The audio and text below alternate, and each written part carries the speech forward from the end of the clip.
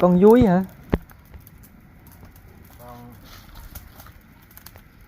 nữa ta nè, mum ta nè. Rôm. Ê, mum. Có theo một cánh rồi.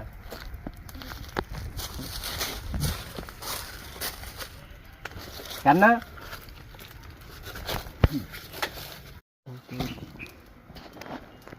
Trong Chừng. Chừng nè. Nè mở khơi nè. Nè mở khơi nè.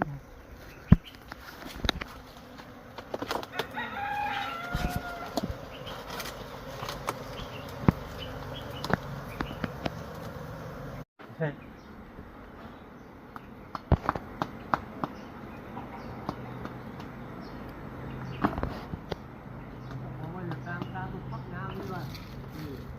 Ram sra. Mặt cùng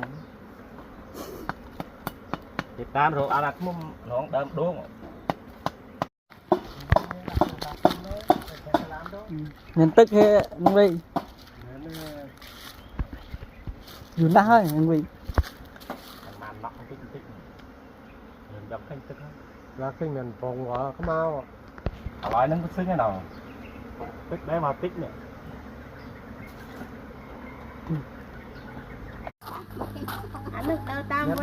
Mum ạ. Mum.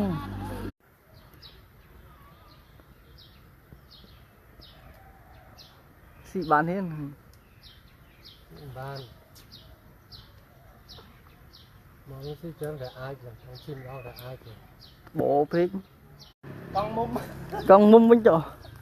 Có mật không? và ta không mới quay thì à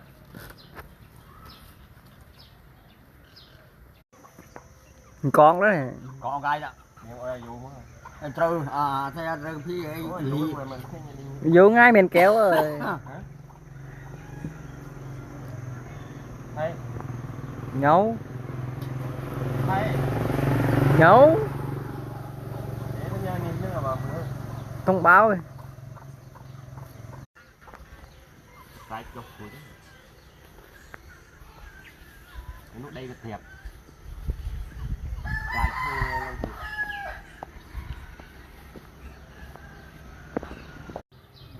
tức thế là ai chứ đúng đúng rồi Êm mà.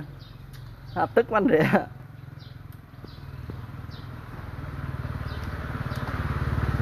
che này ngồi anh kia này Được. quay thấp rồi mía ha mà